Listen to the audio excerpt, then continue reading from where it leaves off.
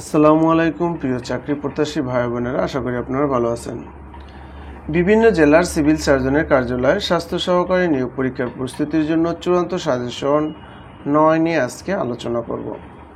তো চলুন ভিডিওটি শুরু করি। আর ভিডিওটি শুরু করার পূর্বে একটা রিকোয়েস্ট, ভিডিওটি ভালো লাগলে অবশ্যই লাইক শেয়ার কমেন্ট করে উৎসাহিত করবেন। নিচের বাগধারাগুলোর অর্থ লিখুন, যে কোনো 5টা থাকবে। সাক্ষী গোপাল, নিষ্ক্রিয় দর্শক। সাক্ষী গোপাল, নিষ্ক্রিয় দর্শক। আরেকটা কথা হচ্ছে, আপনাদের পরীক্ষাগুলো অধিকাংশ জেলায় লিখিত হয়, সুতরাং আপনি যেটা পড়বেন সেটা আপনি খাতা কলমে লিখবেন, তাহলে আপনি ভালো করবেন। উজানের কই সহজলভ্য। উজানের কই এই বাগধারাটার অর্থ হচ্ছে সহজলভ্য। ঘাটের মরা অতি বৃদ্ধ। ঘাটের মরা বাগধারার অর্থ হচ্ছে কি অতি বৃদ্ধ। ডুমুরের ফুল বিরল বস্তু। ডুমুরের ফুল বিরল বস্তু। বাঘের দুধ দুষ্প্রাপ্য। বাঘের দুধ হচ্ছে দুষ্প্রাপ্য। তারপরে এক কথায় প্রকাশ থাকবে। অনেক দেখেছে যে ভূয়দর্শী। কি ভূয়দর্শী? বাঘের চামড়া কৃত্রিম। রেশম দিয়ে নির্মিত রেশমি। রেশম দিয়ে নির্মিত এক কথায় বলে কি রেশমি। যা নিবারণ করা কষ্টকর দুর্নিবার। যা নিবারণ করা কষ্টকর দুর্নিবার।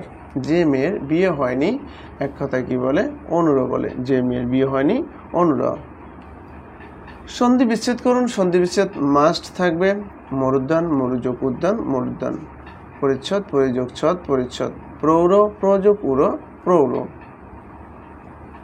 পরিষ্কার পরিযোগ কার পরিষ্কার। সংস্কৃতি সমযোগ কৃতি সংস্কৃতি। ব্যাস বাক্য সহ সমাস নির্ণয় করুন। ব্যাস বাক্য সহ সমাস নির্ণয় করুন। মন গড়া মন দিয়ে গড়া তৃতীয় তৎপুরুষ সমাস। গায়ে হলুদ গায়ে হলুদ দেওয়া হয় যে অনুষ্ঠানে বহুব্রীহি সমাস। চৌরাস্তা চার রাস্তার সমাহার। চার রাস্তার সমাহার, এটা হচ্ছে দ্বিগু সমাস। জজ সাহেব যিনি জজ তিনি সাহেব কর্মদ্বারায় সমাস। দুধে ভাতে দুধে ও ভাতে, এটা হচ্ছে কি দ্বন্দ্ব সমাস। আচ্ছা, তারপরে বিপুল শব্দ থাকবে। অদ্বৈত বিনয় ঋজু বক্র উত্তরণ অবতরণ পরতন্ত্র স্বতন্ত্র আকুঞ্চন প্রসারণ। Translate the sentences into English. 2 2 4 হয়। 2 and 2 makes 4। makes 4 হবে, ঠিক আছে। সে হাসতে হাসতে চলে গেল। হি ওয়েন্ট away লাফিং। সে নাচতে নাচতে চলে গেল। He went away dancing. আমি যদি ধনী হতাম। If I were rich. If I were rich অবস্থা যদি আমরা কিছু কল্পনা করি সেক্ষেত্রে আমরা ব্যবহার করব ওয়ার, ঠিক আছে। If I were rich. Cox's Bazar বাংলাদেশের দীর্ঘতম সমুদ্র সৈকত। Cox's Bazar is the longest sea beach in Bangladesh. Filling the blanks. তারপরে আপনাদের ইংরেজিতে ফিলিং দ্য ব্ল্যাঙ্কস থাকতে পারে। Smoking is injurious to health. Injurious অর্থ হচ্ছে ক্ষতিকর। এরপরে প্রিপোজিশন অলওয়েজ টু বসে। He is weak in English. সে ইংরেজিতে দুর্বল। Try hard. Lest you. লিস্টের পরে যদি সাবজেক্ট থাকে তাহলে শুড বসবে। It's 6 o'clock by my watch, মানে কি আমার ঘড়িতে 6টা বাজে, ঠিক আছে। By my watch. He is senior. Senior পরে টু বসে। Senior to junior to. হ্যাঁ, he is senior to me. তারপর আপনাদের চেঞ্জ দ্য নাম্বার, এটা থাকতে পারে। Data datum. Tooth teeth. Thief thieves. Foot feet. Man of war man of war. আচ্ছা, তারপরে change the voice voice change. We made him captain. We made him captain, এটা যদি আমরা ভয়েস চেঞ্জ করি, he was made captain by us. He was made captain by us. Do the work, এটা কি imperative sentence, তাহলে অবশ্যই let আনতে হবে। Let the work be done. I had written the letter. The letter had been written by me. কি হবে? Sorry, এটা হবে by me. Okay. আচ্ছা, I have eaten rice. Rice has been eaten by me. Let him write a letter. let him write a letter. Let a letter be written by him. আচ্ছা, গণিত অংশগুলো দেখুন।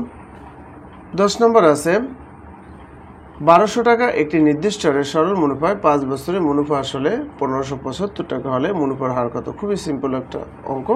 তো আমরা এখানে প্রথমে দেখব, এখানে আমাদের দেখেন আসল আছে 1200 টাকা আর আপনার মুনাফা আসল আছে কত? 1575 টাকা। এখান থেকে আমরা কি করব? মুনাফা আসল থেকে আমরা আসল বাদ দিয়ে দেব। কি করব? আমরা আসল বাদ দিয়ে দেব। ওকে, তাহলে আমরা পেয়ে যাব কিন্তু। তাহলে দেখেন আমরা এখানে লিখব কি? মুনাফা সমান আমরা লিখতে পারি 1575 বিয়োগ আছে 1200, আসল বাদ দিয়ে দেব। ঠিক আছে, তাহলে এখানে রইল কত? দেখেন 375, তাই না? 375 টাকা। এটা হচ্ছে কি? মুনাফা। এবার আমরা মুনাফার হারটা আমরা সহজেই আইপিআরএন সূত্র দিয়ে করতে পারি। ঠিক আছে, তো সেক্ষেত্রে আমরা লিখব I = PRN। আমাদের দরকার হচ্ছে কি? মুনাফার হার, সুতরাং আমরা আর রেখে দেব, থাকবে কি? I/PN। এবার দেখেন আপনি আই হচ্ছে কি? সরল মুনাফা কত আছে? 375 টাকা।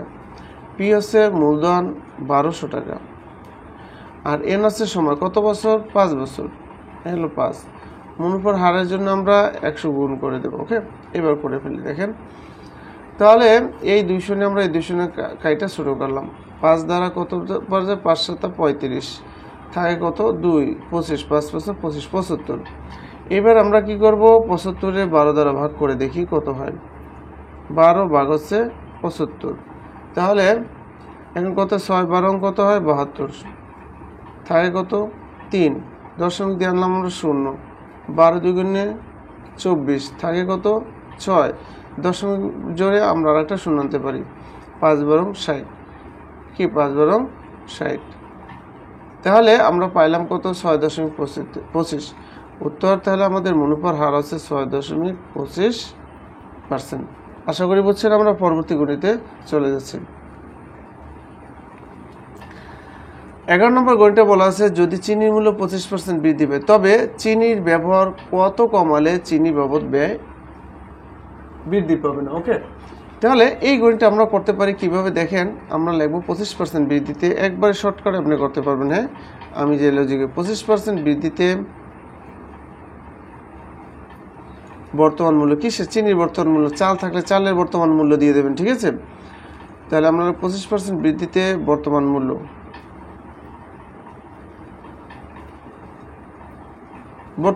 কত টাকা হবে? 100 টাকা হলে কত হবে? 25% বৃদ্ধিতে 125 টাকা। তাহলে আমরা লিখব বর্তমান মূল্য 25% বৃদ্ধিতে, হ্যাঁ, বর্তমান মূল্য 125 টাকা হলে পূর্ব মূল্য কত টাকা? 100 টাকা। ওকে, 100 টাকা। অতএব বর্তমান মূল্য যদি 100 টাকা হয়, 1 টাকা লিখলাম না। ঠিক আছে, 100 টাকা হলে পূর্ব মূল্য হবে কত?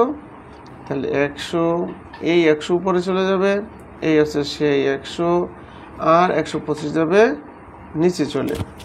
তাহলে দেখেন এবার এই 100, 4 × 25 100, 5 × 25 125। ঠিক আছে, আমরা কি করলাম? 25 দ্বারা কাটলাম। এইবারে 5 দ্বারা যদি আমরা 100 কাটি, 5 × 20 = 100, তাহলে কত হয়? 4 × 20 = 80 হয় এখানে। ঠিক আছে, তাহলে চিনির ব্যবহার কত কমাবে? তাহলে আমরা লিখব ব্যবহার কমাতে হবে, ব্যবহার কমাতে হবে 100 বিয়োগ হচ্ছে কত? 80 = 20, এত %। এই হচ্ছে কিন্তু উত্তর। হ্যাঁ, আশা করি বুঝছেন। আমরা পরবর্তী গণিতে চলে যাচ্ছি।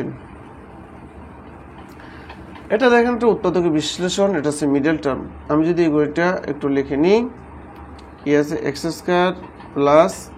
x - 20। যারা মিডল টার্ম বোঝেন না তারা ভিডিওটা মনোযোগ সহকারে দেখবেন। দেখেন আমাদের লাস্টে আছে কত? 20। 20 যদি আমরা ভাঙাই 4 × 5 কত হয়? 20 হয়। 4 × 5 = 20। আমার মিডলে সাংখ্যিক সহগ আছে 1, আমরা যদি +5 রাখি আর মাইনাস যদি 4 দিই তাহলে আমার +1 ঠিক থাকে, তাহলে আমরা এভাবে সাজাইতে পারি। তাহলে আমরা লিখতে পারি x² + 5x, x² + 5x - 4x - 20। ওকে, এবার আমরা দুইটা করে আলাদা করে নিই। এখানে x কমন যায়, x কমন নিলাম, দুইটা x থেকে একটা কমন গেল, থাকলো একটা প্লাস, 5x থেকে x কমন গেল, থাকলো কত 5। এবার দেখেন এখানে মাইনাস কি কমন যায়, 4 কমন যায়, এখানে 4 আছে 20 এর ভিতরে, তো 4 আছে 4 × 4 = 20। ওকে, তাহলে 4 কমন নিতে হবে, থাকে x মাইনাস প্লাসে মাইনাস কি হবে, প্লাস হবে। ওকে, তাহলে 4 × 5 = 20, আমরা দুইটা থেকে একটা নিয়ে নিলাম, x + 5 আর বাকি রইল x আর বাকি রইল -4, এ হলো -4, এ হলো অ্যান্সার। ওকে, আমরা পরবর্তী গণিতে চলে যাচ্ছি। এই উৎপাদকটা কি আছে, a⁴ + 4। আমরা একটু গণিতটা লিখে নিই, a⁴ প্লাস আছে 4, a⁴ রে আমরা ভাঙাইতে পারি, ভিতরে একটা স্কোয়ার দিলাম, বাইরে একটা দিলাম, 2 × 4 হয়ে গেল, প্লাস 4 রে আমরা ভাঙাইতে পারি 2 এর উপর স্কোয়ার দিলেই 4 হয়ে গেল। ওকে, হ্যাঁ, 2 এর উপরে যদি স্কোয়ার দিই আমরা কি হয়ে গেল, 4 হয়ে গেল। এবার দেখেন স্কোয়ার প্লাস বি স্কোয়ার আমরা সূত্রে নিতে পারি কি, a + b² - 2ab। ওকে, এবার আপনি দেখেন এখানে আমরা লিখলাম a² + 2² লিখলাম, মাইনাস 2 দিন কত 4, 4a²। আচ্ছা, a² + 2 এর উপরে আছে হোল² মাইনাস, এটার আমরা ভাঙাইতে পারি 2a দিয়ে, যদি একটা হোল² দিয়ে হয়ে যায়। আচ্ছা, এবারে a² + 2 এটার ধরলাম a আর 2 এর ধরলাম b, তাহলে a² - b² সূত্র, a² - b² সূত্র কি, a + b * a - b, a হচ্ছে আমার a প্লাস b হচ্ছে এটা, তাই না, a + b into a - b। ওকে, এবার আপনি একটু সাজায় লিখতে পারেন চাইলে, a² + 2a + 2, a² - 2a + 2, এবং আমরা সাজায় লিখতে পারি। ওকে, আশা করি বুঝছেন।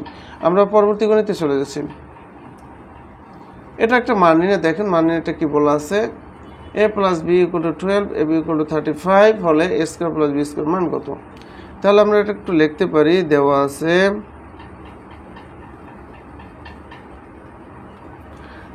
আছে কি a + b = 12 এবং ab = 35।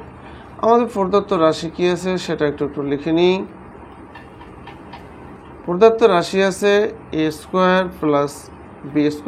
a² + b² সূত্র কিন্তু তিনটে, আপনার তিনটেই জানতে হবে যদি আপনি গণিতে ভালো করতেছেন। কি কি, a + b² - 2b, আরেকটা আছে a - b² + 2b, আরেকটা আছে a + b² + a - b² divided 2, অথবা এটা অনেকে হাফ ইন্টু দিয়ে পড়েন। এখন কথা হচ্ছে যে ভাই আমি কোনটা নেব, কেমনে বলবো, এটার ক্ষেত্রে আপনার এই মানের দিকে তাকাতে হবে। মান যদি প্লাস থাকে প্লাসেরটা নেবেন, মান যদি মাইনাস থাকে মাইনাসেরটা নেবেন, মান যদি a + b a - b থাকে তাহলে ওই যে হাফ ইন্টুটা নেবেন। ওকে, আচ্ছা, তাহলে প্লাস যেহেতু আছে আমরা প্লাসেরটা নেব, তাহলে কি হয়, a + b² - 2ab। ওকে, এবার a + b এর মান আছে 12, আমরা দিলাম 12, এর উপরে স্কোয়ার আছে, স্কোয়ার দিলাম -2, আর ab এর মান কত আছে 35। ওকে, আচ্ছা, এবার দেখেন 12 এর উপরে স্কোয়ার থাকলে 12 বার 144, এগুলো একটু মুখস্থ করে নেবেন। 13 × 169, 11 × 121, এগুলো আপনি যদি আগে থেকে মুখস্থ করেন তাহলে আপনার হলে বসে কীভাবে উপকারটা হবে, আপনি সহজেই আপনি একটু শর্টকাটে উত্তরটা দিতে, নাহলে আপনি 12 কত হয় 11 গুণ করতে করতে সময় নষ্ট করবেন। হ্যাঁ, আচ্ছা, তারপর হচ্ছে -35 গুণ কত হয় 17। আচ্ছা, এবার আমরা বিয়োগ দিই, কত 4, 7 আছে 14 ভাগে কত 7, 1 1, তাহলে 74 হচ্ছে আমাদের অ্যান্সার।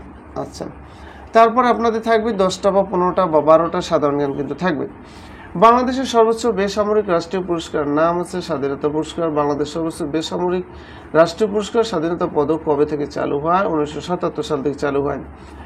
অব্র কিবোর্ড তৈরি করেন কে, মেহেদি হাসান। ইরাটম কি, ইরাটম হচ্ছে উন্নত জাতের ধান। WFP এর পূর্ণরূপ হচ্ছে ওল্ড ফুড প্রোগ্রাম, ঠিক আছে। এর সদর দপ্তর হচ্ছে ইতালির রোমে অবস্থিত। আচ্ছা, তারপর হচ্ছে কি ICC চ্যাম্পিয়ন ট্রফি 2025 সর্বোচ্চ রান সংগ্রহকারী কে, রাচিন রবীন্দ্র তিনি হচ্ছেন নিউজিল্যান্ডের নাগরিক। তিনি নিউজিল্যান্ডের নাগরিক। ডুরাল লাইন কোন দুটি দেশের সীমানা নির্ধারণ করে? পাকিস্তান, আফগানিস্তান। এশিয়ার ক্ষুদ্রতম দেশ কোনটি? মালদ্বীপ। কোনটি? মালদ্বীপ। কম্পিউটারের ফায়ারওয়েল বলতে কি বোঝায়? নেটওয়ার্ক নিরাপত্তা ব্যবস্থা বোঝায়। ই কমার্স বলতে কি বোঝায়? ই কমার্স হচ্ছে ইলেকট্রনিক সিস্টেম এর মাধ্যমে পণ্য বা সেবা ক্রয় বা বিক্রয় করাকে বোঝায় ই কমার্স। আশা করি ভিডিওটি আপনাদের কাছে ভালো লাগছে। আর আপনি যদি আমাদের চ্যানেলে নতুন দর্শক হয়ে থাকেন অবশ্যই চ্যানেলটি সাবস্ক্রাইব করবেন, কারণ আমরা আমাদের চ্যানেলে প্রতিনিয়ত সরকারি চাকরির বিভিন্ন আপডেট দিয়ে থাকি এবং বিভিন্ন পরীক্ষার আমরা সমাধান দিয়ে থাকি এবং কমন উপযোগী সাজেশন আপলোড করে থাকি।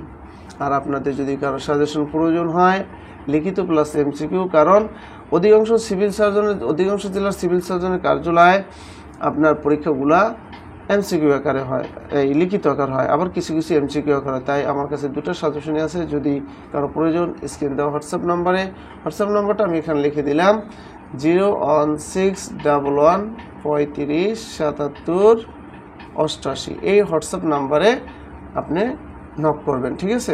মেসেজ দিবেন, হ্যাঁ, কল দিবেন না, কল দিয়ে বিরক্ত করবেন না, কারণ আমি একটা জব করি, ঠিক আছে, operational job, government operational job, সুতরাং অনেকটা বিজি থাকি, তার ফাঁকে ফাঁকে আপনাদের জন্য ভিডিওগুলো তৈরি করি। তো ভালো থাকবেন ভিউয়ার্স, আসসালামু আলাইকুম।